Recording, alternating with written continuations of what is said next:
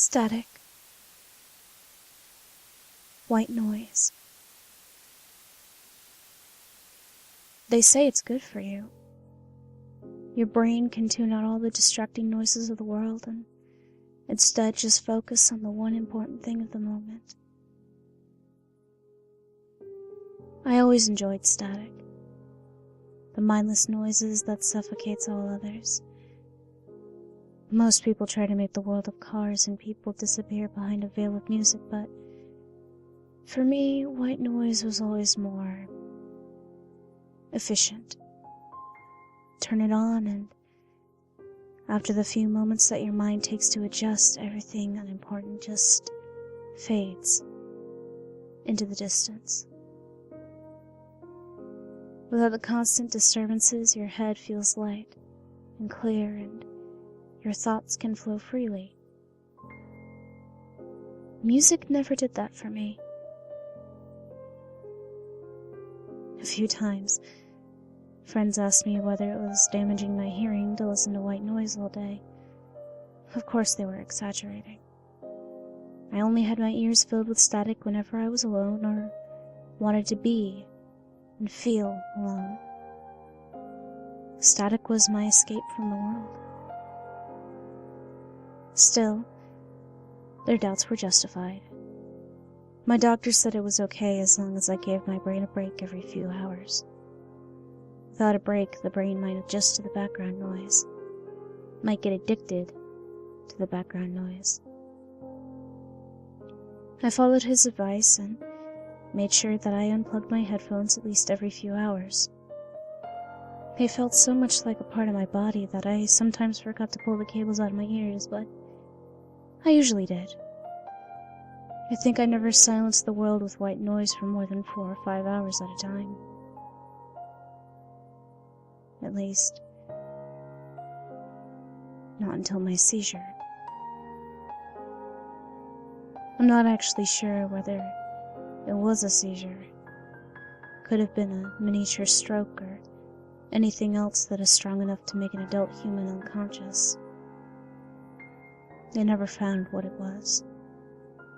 But that's not important. What is important is that I was alone at the time. I was on the bed of my rented one-room apartment with a book in my hand and white noise in my ears. I saw my hands cramp. The book fell, and then everything went black. If not for my brother, I think I might have died. He wanted to visit. He rang the doorbell, he called my phone, then after half the day, he called the police. They found me on the bed. My body was lying sideways with my head pushed against the wall. I had a crust of saliva around my mouth and a crust of blood around my ears. My brother said that in the hospital I woke up screaming. When the blackness faded away, it was replaced first by pain and then by noise.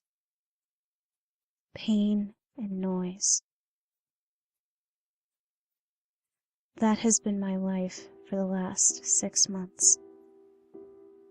Even for my friends, it took a while until they understood that I'm not just rude. They still stare at the headphones when I meet them, but they have adjusted.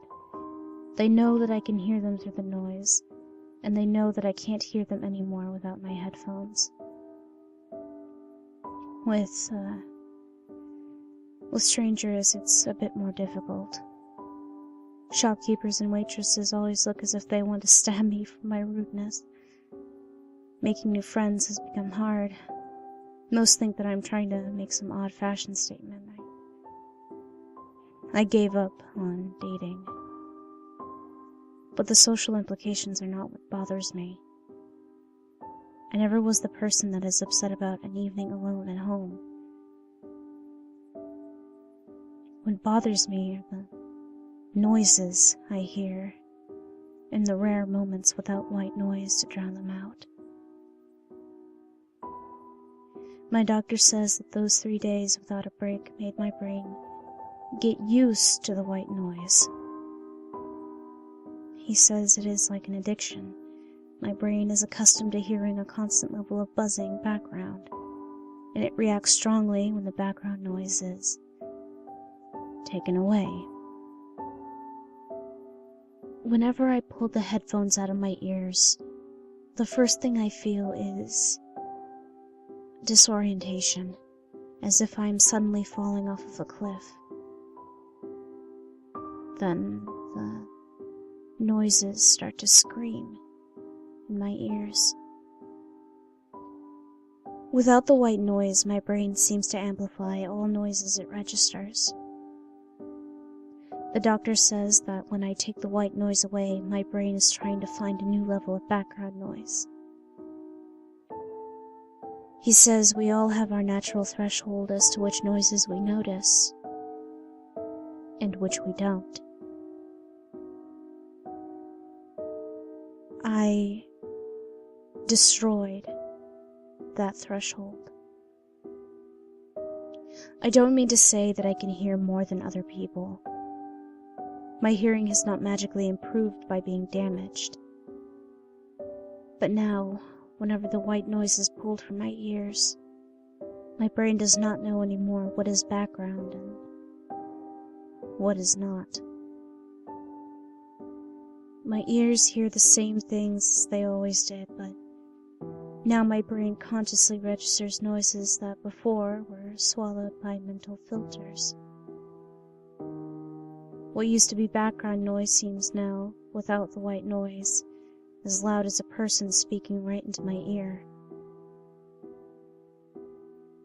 I hear a roaring sound, the few sound waves of many sources, the natural white noise that we all have learned not to notice. But there are other noises too. They sound clunky and pale, like music amplified through cheap loudspeakers, but still they are there and they are real. I can hear car noises that I would never have noticed before. Despite the thick walls, I can hear my neighbors sweeping the floor, or watching TV, or having sex. I can hear cars 3 streets away. I hear my own heartbeat and the blood pushing through my arms. I got used to those noises. Despite the screaming level, I would be able to live with them. What I can't live with are the voices. First I thought they were just distant noise like all the others, but no matter where I go, no matter how deep I am in a forest or underwater, or how many layers of noise blockers are meant to keep them out, I can always hear them. Sometimes more, sometimes less. They vary with the environment. They are not just in my head. As said, they are clunky. Sometimes it's hard to even tell whether they are male or female. Still, I can recognize what they say. They speak about things to do. They discuss what should happen next. The cup should fall, his knee should hit the table, her spine should ache. They don't always talk about me, though. They do that, too. I never noticed how many seemingly random events surround me. How the water drips or the cup shakes slightly when it is placed back onto the table. How the paper falls into the bin or flies past. There are at least 2 of these voices around everybody. There are at least 5 or 6 around every newborn. I think the newborns are not fully adjusted to the background noise. Sometimes when the voices argue too loudly, the newborns wake up. They scream.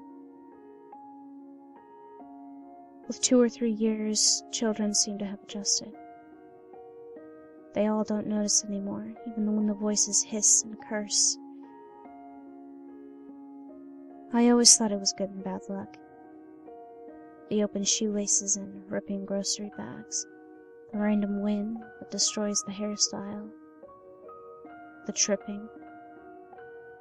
But when I free my ears from the boundaries of the white noise, I now hear that luck is not random. The voices and their owners decide minutes ahead of time who will trip and who will miss the bus, and who will not notice the approaching cars. Some of the voices seem to like the people they are attached to. I saw a boy, he was maybe 4 or 5, that walked without attention and still kept his ice cream in one hand and his feet straight on the floor.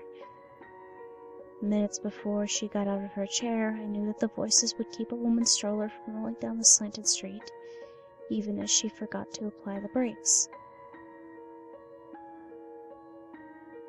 But I also heard the other side.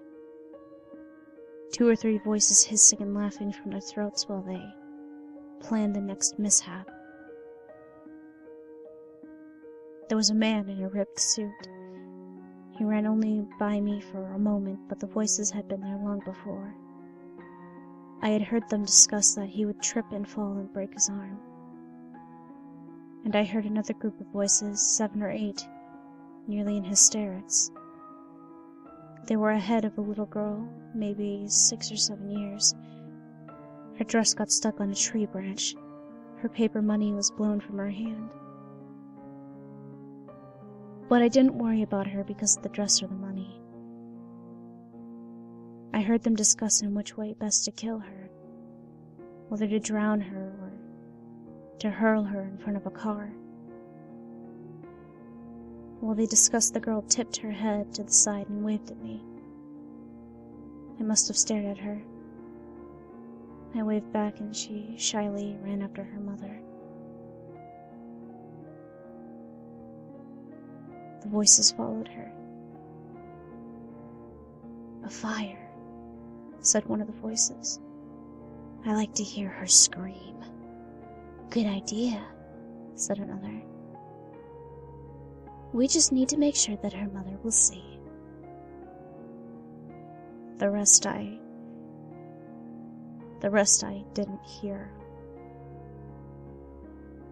At the beginning, when I still thought they were just in my head, the voices that followed me were gentle most of the time. But they get more angry whenever I talk about them, whenever I mention them. I can hear them scream right now. I can hear them argue that it can't be that I know. I know that they want to break my chair to punish me.